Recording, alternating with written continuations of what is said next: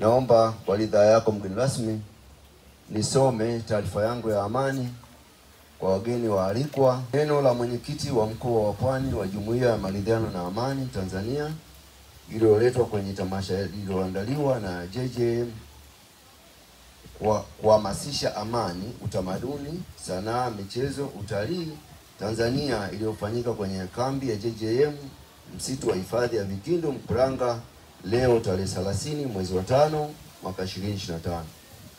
Mheshimiwa mgeni rasmi Dr. Thinsia Henjewele,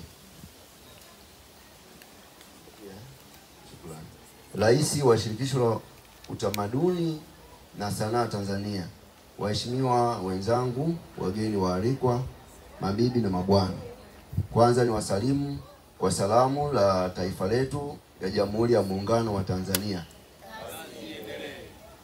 Alafu nitawaomba tusalimiane kwa salamu ya jumuiya yetu ya amani na maridhiano. Salamu yetu: Tanzania yetu amani kwanza.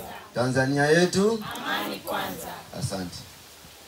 Kwa pamoja tunamshukuru Mwenyezi Mungu aliyesababisha sote tukutane hapa leo kwenye tamasha hili la kuhamasisha amani, utamaduni, sanaa, michezo na utalii.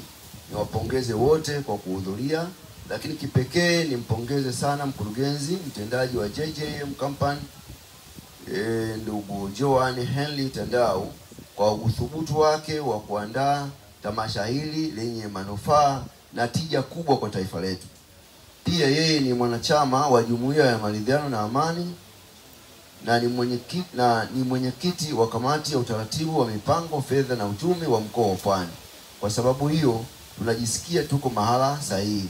Hiki kilichofanya Joani na matokeo mema inajifunza toka kwenye familia yao ya baba yake mzee Henry Tandau. Ni mmoja wa watu maarufu kwenye tasnia ya michezo nchini na mpambanaji mzuri. Lakini kaka yake Henry, hayati Alfred Tandau, naye alikuwa ni mpiganaji mkubwa katika kutetea haki za wafanyakazi nchini katika awamu ya kwanza ya uongozi wa nchi hii, iliyokuwa miongoni mwa wajumbe mahiri katika baraza la mawaziri chini ya uongozi wa hayati baba wa taifa Mwalimu Julius Kambarage Nyerere.